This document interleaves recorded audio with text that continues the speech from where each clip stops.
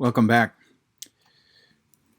We're going to turn now to a discussion of one of the big controversies that Augustine had in his ministry, in his life, and that was the controversy that he had with Pelagius. This is a controversy that, unlike the controversy he had with Manichaeans that he had been a part of, or the Donatists, which was kind of an internal problem for the Church of North Africa of his day. The controversy that he had with Pelagius has ramifications that continue even in the different theological positions that are held even among evangelical Christians. So it's kind of important to understand this controversy. This particular lecture is going to be divided into two parts, even though the notes are in the on Moodle at the Moodle site in just one set of notes. So just be aware that two videos based on one set of notes here. So let's get to that. First, we have to talk about the background to the issue with Pelagius and some of the doctrine there, and then we'll get into Augustine's particular view. So let's proceed. There we are. At the end of Augustine's life and ministry, one conflict consumed his thought, time, and writings, and that was the controversy over Pelagianism. The amount of writing that Augustine did on this controversy itself is rather large. I have a very large volume of all of his writings on this, his treatises and the exchange that went through this. So for this particular lecture and set of notes, I'm going to be leaning pretty heavily on one author, and I've given you that. That author is Sam Storms, in his writing. It's available at his website on Augustine and Pelagius, and he divided it into two parts. We're going to be following that roughly that same thing, but there'll be other sources that you'll see along the way. But I wanted to give credit where credit's due here. So a little bit of the background.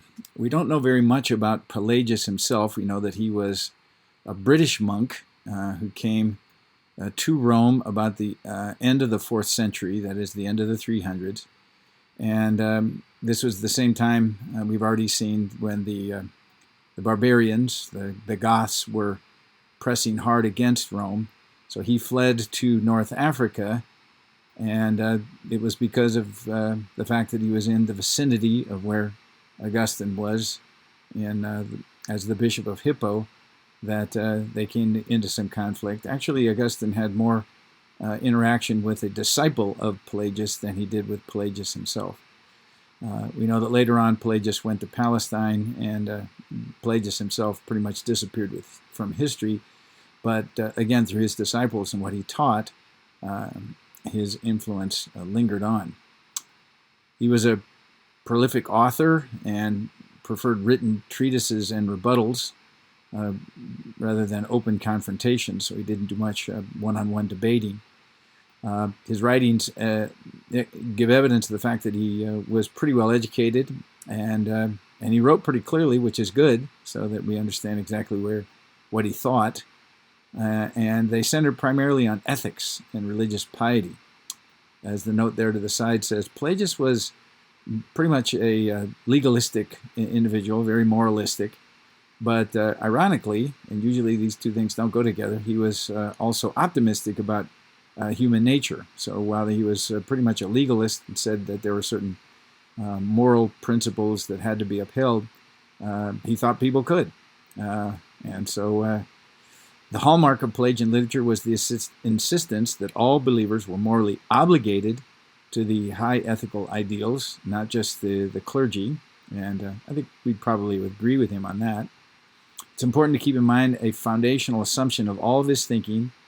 Again, he was a moralist. He was concerned with right conduct, with ethics and living right.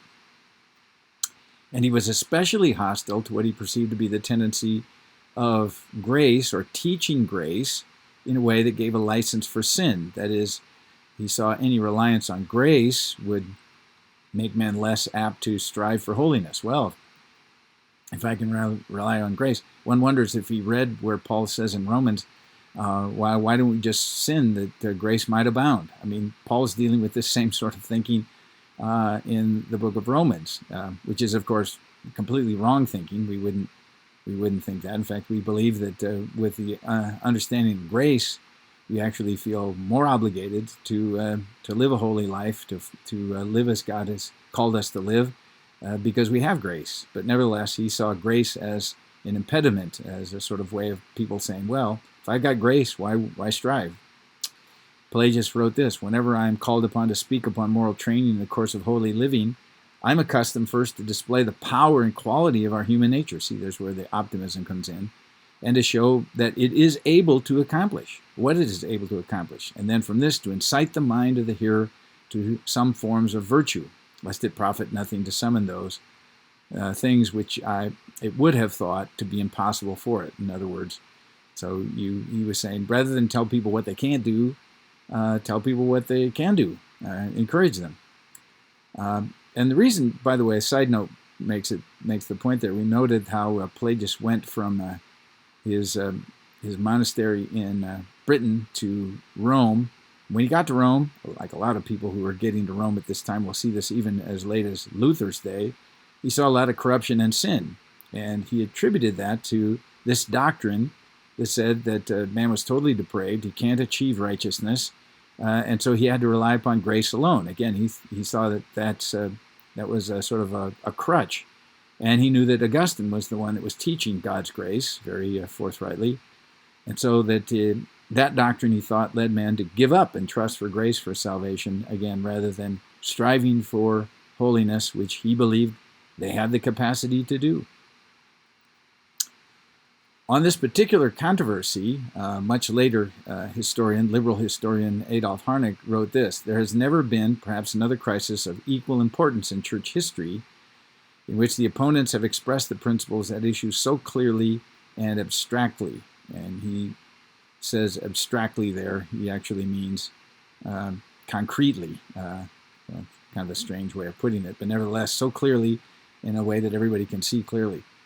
Our Arian dispute before the Nicene Council alone can be compared with it, and we spent some time looking at that. So he said, in other words, this is a fairly important milestone in understanding historical theology, which is why it's a good idea to take some time to deal with it. Another author writes, the dispute between Augustine and Pelagius was not about the origin of sin, but about the effect of Adam's disobedience on his posterity. Augustine maintained that all human beings have inherited the broken relationship with God caused by the disobedience of our first parents. We are not free to choose our inheritance and must accept what has been given. Pelagius, on the other hand, believed that sin is an act of the will, and that, like Adam and Eve, like every human being, is in the same state that Adam and Eve was when they were first created, and that is, we're free to choose whether we will sin or not.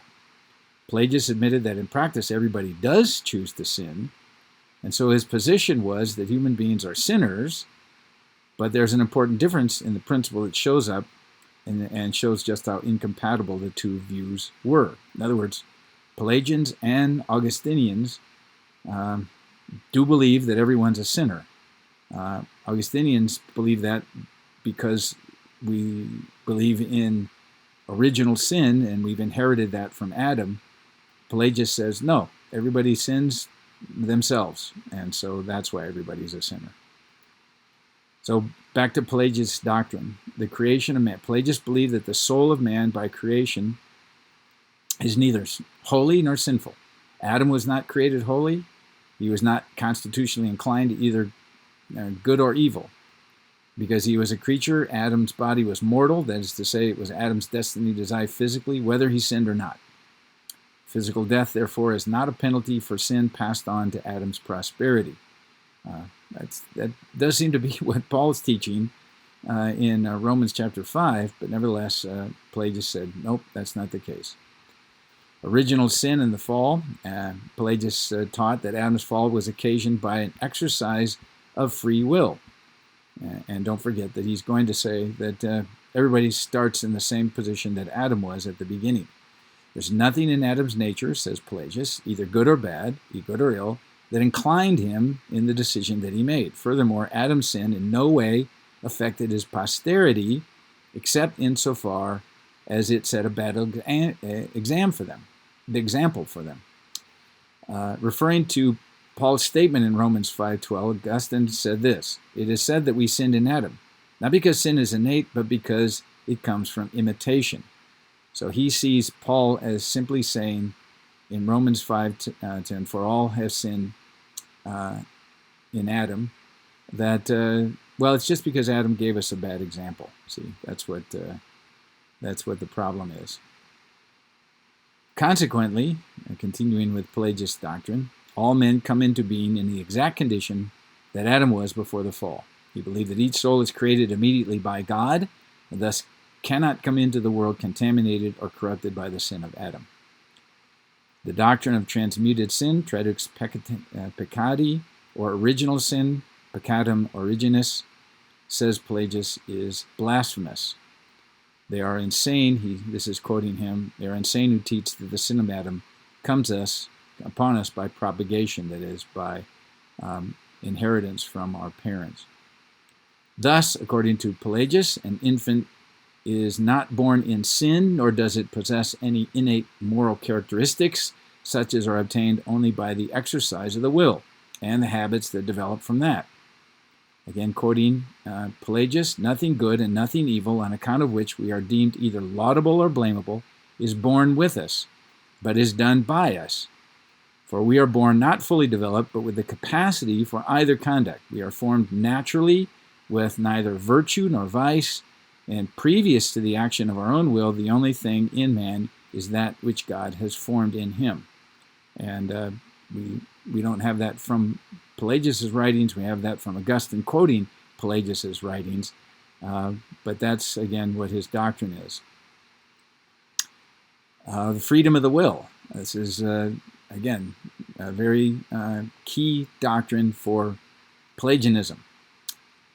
Much later theologian B.B. Warfield, Benjamin Breckinridge Warfield, identifies this formative principle in the theology of Pelagius. It lies in the assumption of the plenary, that is the full, that's what that word means, ability of man, his ability to do all that righteousness demanded, to work out not only his own salvation, but also his own perfection. This is the core of the whole theory, and all other postulates not only depend upon it, but arise out of it. Or again, to quote Pelagius directly as Augustine quoted him, "Free will is as yet in its original uncorrupted state. Nature is to be regarded as innocent in every one before his own will can show itself." In other words, everybody has the capacity to be fully free in their whatever they do. It's really up to them. There's nothing impinging upon the exercise of their will, good or bad. So Pelagius defines free will this way: "But we can say that man is always able to both sin or to not sin, and so we confess ourselves to have always a free will." In other words, Pelagius is saying this. By the way, these Latin words here are important. This is the kind of thing you're studying historical theology to see and understand. So these are the terms that are used. So Pelagius describes free will this way: the ability to sin, passa peccare, and the ability to not sin, passa non peccare. So these two abilities or powers are always equal at man's disposal, says Pelagius. Doctrine of sin. So Pelagius argued that sin consists only in the separate acts of the will. Sin is never a matter of nature. That is to say, there is no such thing as a sin nature or a constitutional depravity. No sin nature, says Pelagius. Sin is only sin when it can be avoided. To speak of inability is to eliminate responsibility. That is, if somebody says, well, I couldn't help myself, or something along those lines, if that's really true, well, then for Pelagius, that would be enough of an excuse. Again, to speak of inability is to eliminate responsibility. So if somebody cannot stop themselves from sinning, well, they wouldn't be responsible. But Pelagius argues, no, they are responsible, and so that must have meant they could have chosen otherwise. Thus, sin is not a fault of nature, but of choice.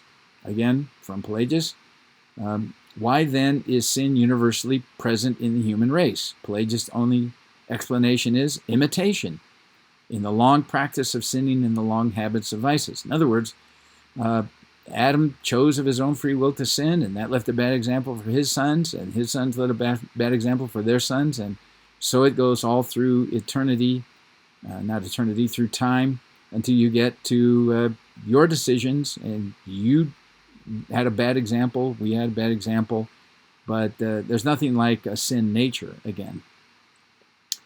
As far as grace is concerned, where does the doctrine of grace come in? As far as Pelagius, the doctrine of grace, his doctrine of grace really turns grace on its head. For Pelagius, there are four elements to grace. There's the grace of creation and life itself, was God's gracious to create us. I guess we could agree with that. The fact that we have a free will is a manifestation of grace. Well, Adam had free will, but the question is there a problem after Adam? Do all of his descendants have a problem with sin in the same way that Adam did? Well, the point there is that we still have, according to Pelagius, we still have free will, and that's a grace in his definition of free will.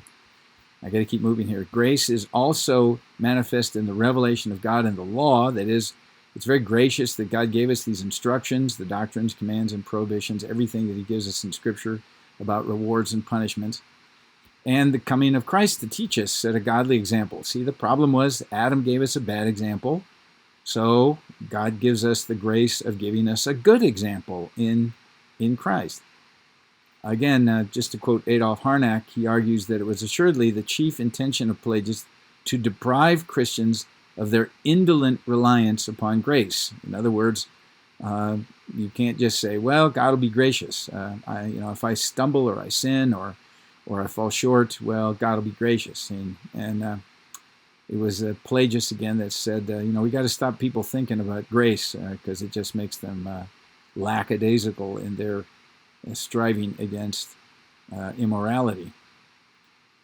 Harnack concludes, we cannot but decide that that is the Pelagian doctrine, fails to recognize the misery of sin and evil, and that its deepest roots in it is godless, that it knows and seeks to know nothing of redemption. In other words, what Harnack, and he's a liberal, is saying there is that Pelagius is basically saying a works salvation would have been and is still possible. Well, Pelagius was acquitted of the charge of heresy by a synod of bishops in Palestine. Remember, that's where he fled after he ran into the problems with Augustine.